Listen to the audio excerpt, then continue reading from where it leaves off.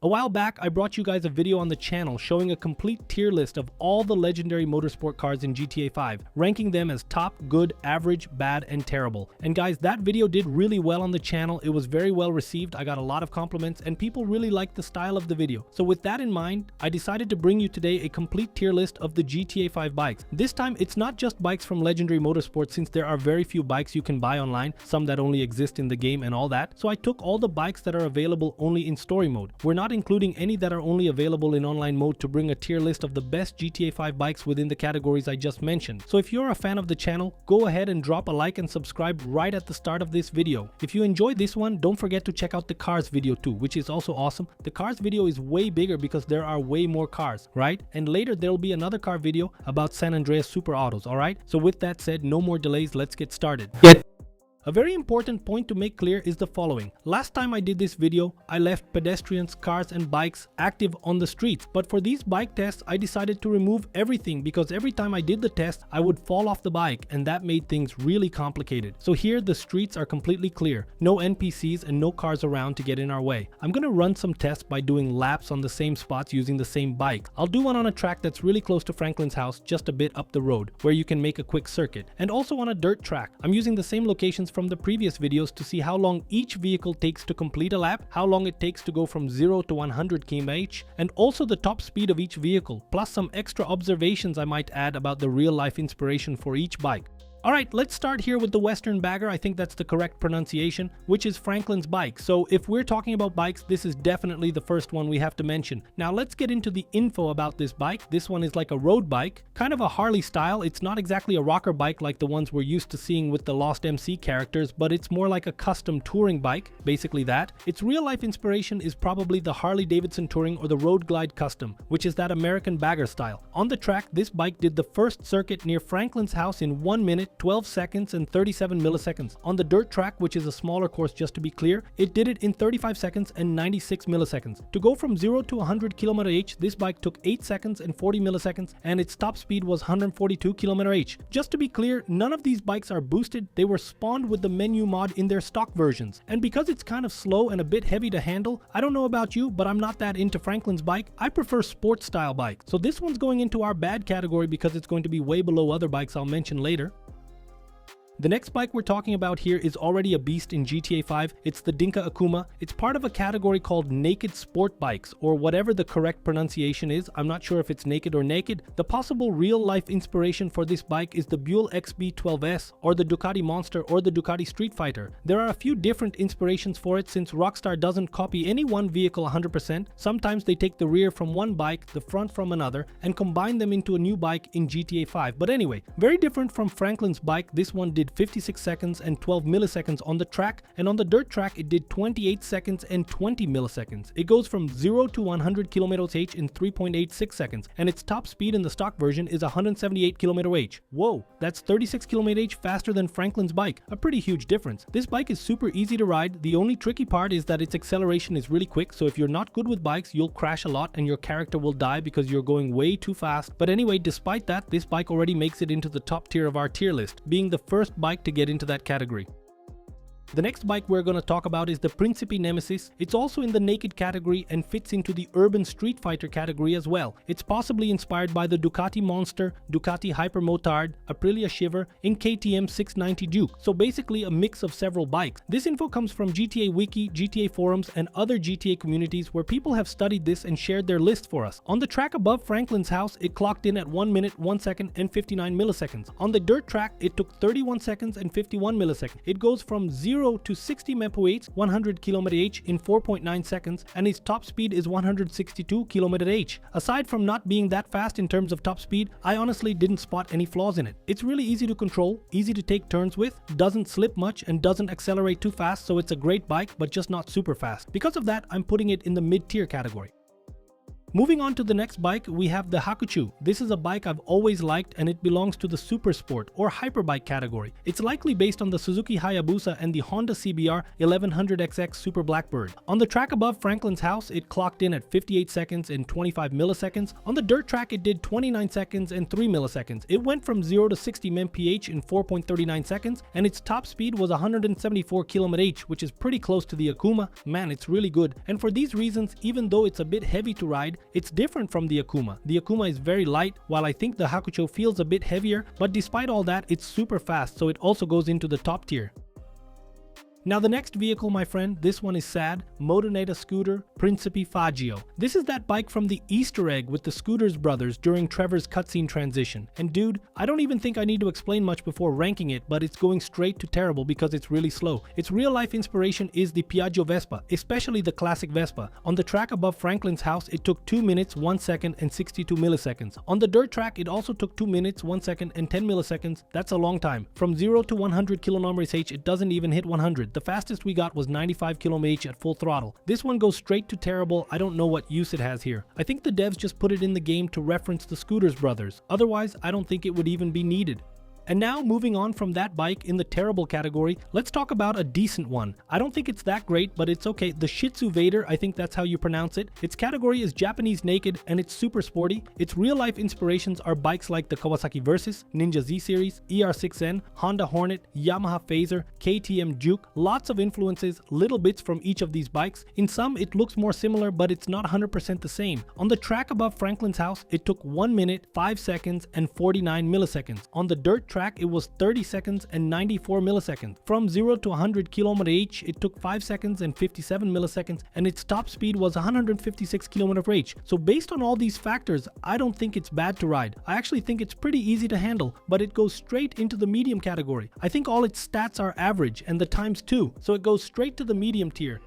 Next up is a big bike, the Pegassi Body 801 RR. Remember, we have two versions of this bike, and we're talking first about the RR version, which is the one featured in the jewelry heist. It's a super sporty racing bike. Possible real-life inspirations are the Ducati 848198, the Ducati Desmosedici RR, or the MV Agusta F4. Its time on the track above Franklin's house was 59 seconds and 7 milliseconds. On dirt, it did 28 seconds and 73 milliseconds. It hit 0 to 60 mph in 4.66 seconds, and its top speed got pretty close to the highest we've seen in the game, which was 170 km/h, so it's really fast. I like it a lot. It's pretty easy to ride, and I think anyone who played the jewelry heist has driven it and remembers how it feels. So we're putting it straight into the top tier. So far, we have 3 vehicles in the top tier, 1 in the worst, 2 in the middle, and only 1 in the bad category, which is Franklin's bike.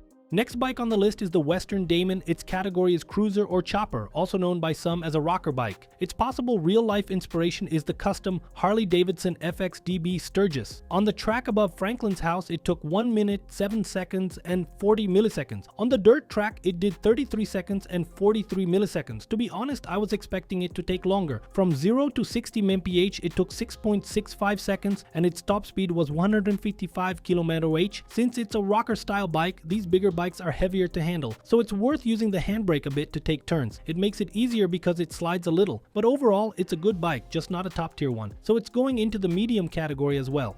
Next bike we have is the Dinka Thrust. It falls under the sport touring category or just touring sport. The possible real-life inspirations are the Honda DN01, Honda CTX 700, and Honda CTX 1300. Its time on the track above Franklin's house is 1 minute, 2 seconds, and 79 milliseconds. On the dirt track, it's 31 seconds and 98 milliseconds. It goes from 0 to 100 km/h in 4.97 seconds, and its top speed is pretty high at 174 km/h, almost hitting Akuma's speed. So for these reasons, even though it's a pretty fast bike, I don't think it makes sense to put it in the top tier because I found it kind of hard to handle. I didn't really like riding it. I can't exactly say why, but I wasn't a big fan, so for that reason I'm placing it in the good category. It's the first bike to enter this category, but it's still a good bike. Maybe when I upgrade it or add accessories, it'll feel better.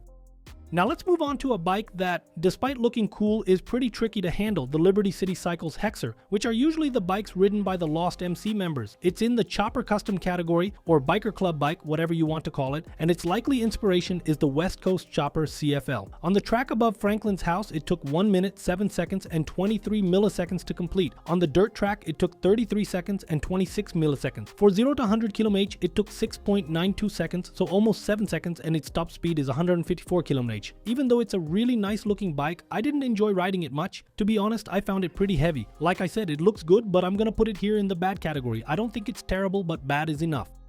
Moving on to the next bike, we have the Nagasaki Carbon RS. This one is a super sporty premium bike, possibly inspired by the Ducati 1199 Panigale or the EBR 1190 RS Carbon Edition. On the track above Franklin's house, it managed to finish in under 1 minute with a total time of 59 seconds and 66 milliseconds. On the dirt track, it also went under 30 seconds, clocking in at 29 seconds and 65 milliseconds. It goes from 0 to 60 in 4.84 seconds, and the top speed we hit with it here was 168 km/h. For these reasons, and because it's a good bike to ride, I believe it fits into the good category. It's not top tier, but definitely above average. So good category, that's perfect for it.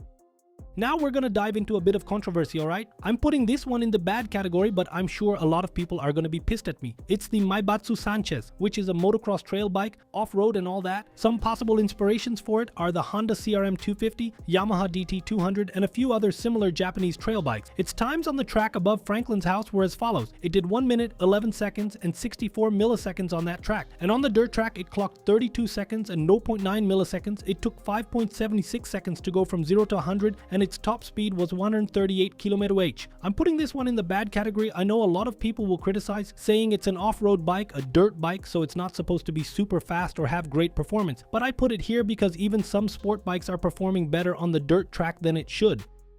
I'll give you an example. Since it's an off-road bike, its top speed isn't that high, but it should have more traction or at least better control and stability on dirt tracks. If you look at the previous example I just showed you, the Nagasaki Carbon, I did that dirt track in 29 seconds, and with the Sanchez, which is supposed to be a dirt bike, I did it in 32 seconds. So even though it's made for dirt, it can't perform better on its own terrain. At best, it just slides less, so the chance of falling when you're climbing a mountain trail is lower, but in a way, its performance should be better, at least on this terrain, and it just doesn't happen. That's why I'm putting it in the bad category, but it would be like bad to medium. It wouldn't even reach good.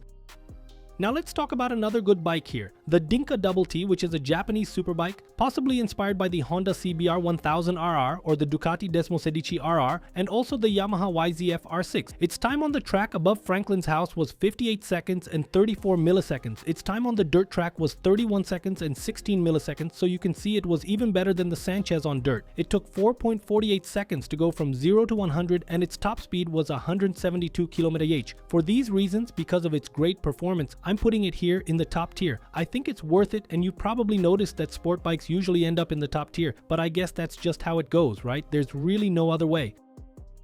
Now let's move on to the police bike. This police bike is a touring type patrol bike, and it reminds a lot of Franklin's bike, but it's not the same one. Its real life inspiration is probably the Harley Davidson Road King FLHP or the Electra Glide Police. Its time on the track above Franklin's house was 1 minute, 4 seconds, and 98 milliseconds. On the dirt track, it clocked 32 seconds and 27 milliseconds. To go from 0 to 100 km/h, this bike took 5.68 seconds, and its top speed was low, just 157 km/h. It's a good bike to ride. I didn't find it hard to handle. But since its stats are pretty average, I'm placing it here in the middle, in the mid-tier category of the tier list.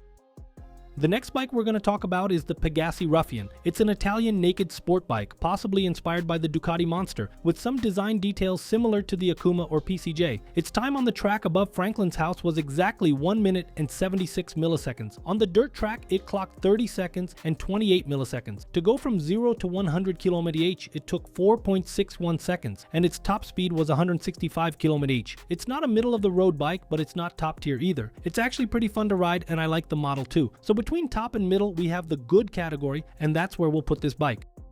Next up is the Dinka Vindicator, which has a more futuristic or concept bike look and is possibly inspired by the Honda NM4. Its time on the track above Franklin's house was 1 minute, 3 seconds, and 47 milliseconds. On the dirt road, it clocked 32 seconds and 10 milliseconds. To go from 0 to 60 mph, it took basically 5 seconds, specifically 4.99 seconds, and its top speed was 174 km/h. I felt like it takes a little longer to pick up acceleration, but its top speed is pretty high, so for these reasons, I'm not putting it in the top category. I think it's worth placing it in the good category. Now here's another bike that, from my point of view, should be a great bike, mainly because I used to play a lot with it. I rode it a ton in GTA Vice City, but after making this tier list, I saw that this bike turned out to be trash in GTA 5. I don't know why they did that. It's the Shih Tzu PCJ 600. Its category is urban bike or simple cruiser, like an everyday street bike. Possible real-life inspirations are the Honda CB400 Super 4 or the Suzuki Bandit, classic Japanese naked bikes. On the track above Franklin's house, it took 1 minute, 5 seconds, and 69 milliseconds. On the dirt track, this bike took 31 seconds and 47 milliseconds. I actually thought it would be worse there. To go from 0 to 100 km/h is just sad. It took 5.93 seconds and its top speed is way lower than I expected for it, you know? For the bike model and all that, it's 146 km/h. For these reasons, I think it's already dropped from average and is falling into the bad category. The most accurate spot would be between bad and average, but today I'm going to put it in the bad category. With only 2 bikes left to finish our tier list, we move on to the Innovation, which is also a rocker style bike, chopper custom, that kind of thing. Its possible real life inspirations are the Harley Davidson Breakout or custom bikes from Billy Lenny shoppers. On the track above Franklin's house, it did better than the PCJ 600. Check this out, it clocked in at 1 minute, 4 seconds, and 79 milliseconds. On the dirt track, it performed worse, which makes sense since it's a really heavy bike, and the dirt track has a lot of uphill sections. It took 33 seconds and 53 milliseconds. From 0 to 100 km/h, it took 5.54 seconds. Even though it's a rocker bike, it has more acceleration than the PCJ 600. Its top speed is 163 km/h. Look at that. So it actually beats the PCJ 600, which should have been a much faster and more agile bike in many ways. Because of that, it's not worth putting it in the bad category. It goes into the medium category. And just to be clear, I also think the Innovation looks really good, but looks don't count in the tier list.